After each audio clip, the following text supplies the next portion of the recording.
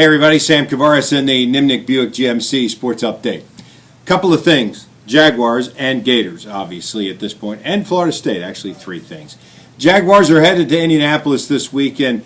The Colts were up 30-0 here at halftime, and it's the thing that precipitated Blake Bortles into the lineup in the second half. I was on an Indianapolis radio show this week, and the guy said to me, hey, are they a better team than when we played them in week 3? And I had to think long and hard. I thought it was a pretty good question. The Jaguars are better, but they maybe don't have that same kind of personnel. Remember, Andre Branch isn't playing, plus Lesney's out for the year. Allen Robinson's out for the year. But some of the guys, like Bortles and Denard Robinson and the offensive line, have clearly made some strides forward.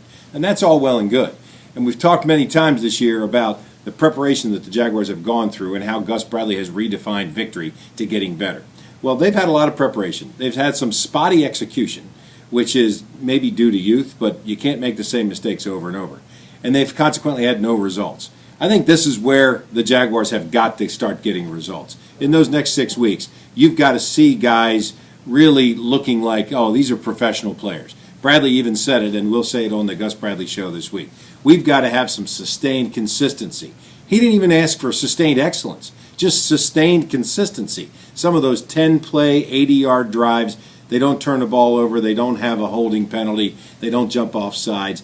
Those kinds of things are what good teams do. The Jaguars have yet to show that. They've got these 6 games to maybe kind of progress, and at the very least, I think they'll look at the 15 to 18 guys that they're going to take forward off this roster to try to be competitive starting next year.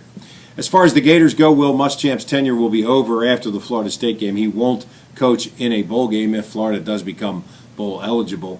But, you know, as nice a guy as he is and as good a coach as he is, and I believe he is, he never seemed to embrace the bigness of that personality that you have to have when you're the head coach somewhere, particularly at Florida. Jeremy Foley said it best when he said, look, the University of Florida is not the right fit for everybody. We'll look for somebody with the right fit, and that's what they're looking for now. I think it'll be a head coach. I think it'll be a guy who is currently in a program where they're having some success, particularly on offense. McElwain at Colorado State.